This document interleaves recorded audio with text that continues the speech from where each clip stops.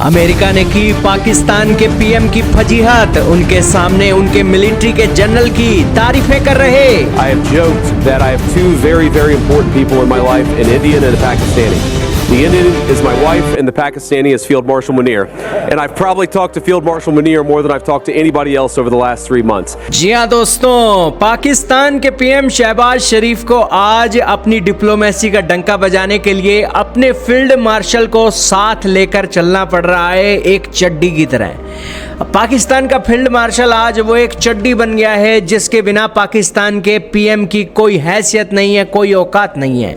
दोस्तों वैसे तो अमेरिका डायलॉग, डिप्लोमेसी, डेमोक्रेसी की बात करता है, लेकिन पाकिस्तान के अंदर सेना प्रमुख के शासन और सेना प्रमुख की ताकत को 100% सपोर्ट करता है। हाल ही में स्विट्जरलैंड के अंदर एक बार फिर से ये देखने को मिला जब जेडी वेंस ने आसिम मुनीर की इतनी तारीफ कर दी कि उन्हें एक ग्रेट डिप्लोमेट बोल दिया।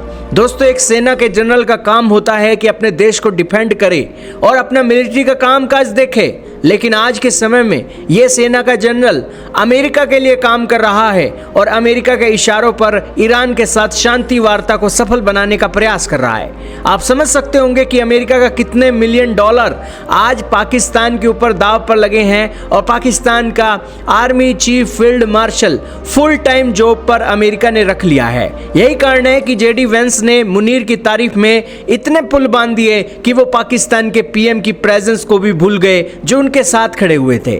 बेसिकली पाकिस्तान के पीएम एक पीएम ही हैं जो इतनी फजीहत होने के बाद भी पीएम की कुर्सी पर बने हुए हैं। ये पाकिस्तान की दोस्तों एक संयोग है या प्रयोग है, आप ही अंदाजा लगाइए, लेकिन इतनी फजीहत होने के बाद कोई देश का लीडर आखिरकार लीडर कहलाने लायक बचता नहीं है। दोस्तों पाकिस्तान के फील्ड मार्शल के ऊपर अमेरिका के वाइस प्रेसिडेंट ने तारीफ करते हुए कहा कि उन्होंने दो व्यक्ति उनकी लाइफ में बहुत इंपॉर्टेंट हैं, एक इंडियन है, एक पाकिस्तानी है। इंडियन तो उनकी वाइफ है और पाकिस्तानी उनके फील्ड मार्शल आसिम मुनीर है, क्योंकि उन्होंने पिछले 3 महीनों से मुनीर के साथ जितना फ़ोन पर संपर्क किया है उतना कभी भी किसी के साथ नहीं किया है। आज के समय में पाकिस्तान के आर्मी चीफ ईरान और अमेरिका को एक मंच पर लाकर शांति वार्ता कराने में अहम रोल प्ले कर रहे हैं और उसके पीछे दोस्तों पाकिस्तान के फील्ड मार्शल का सपोर्ट है और मीडिएटर के रूप में गवाह है, जिसके चलते यहाँ पर पाकिस्तान के चलते अमेरिका को ईरान वार्ता में कामयाबी मिल रही है। नहीं तो दोस्तों अमेरिका ने ईरान के सुप्रीम लीडर की हत्या कर दी और अमेरिका ने ईरान के अंदर तहस नहस कर दिया। ईरान यहाँ पर बदला लेने की बातों को दोस्तों कहाँ से कहाँ लेकर जा सकता था, लेकिन पाकिस्तान के चलते अमेरिका का पक्ष ईरान सुनने के लिए राजी हुआ है।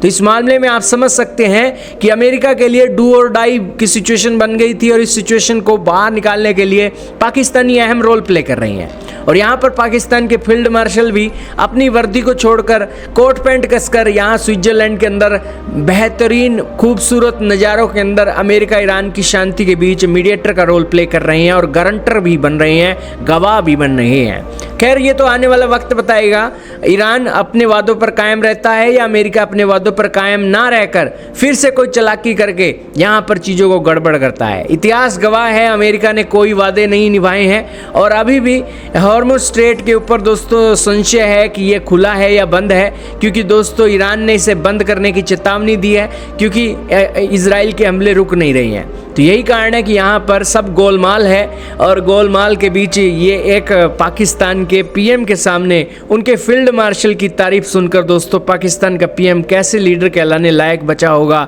और कैसे दोस्तों उसकी इमेज बनी होगी, आप अंदाजा लगा सकते हैं। खैर इतनी बड़ी फजीहत कोई पाकिस्तान का पीएम रहकर ही करवा सकता है और पाकिस्तान के अलावा दुनिया में कोई देश नहीं जो इस तरीके की फजीहत करवा ले। और वैसे भी पाकिस्तान ही इकलौता देश है जो अपने साथ अपने फील्ड मार्शल को भी लेकर घूमता है।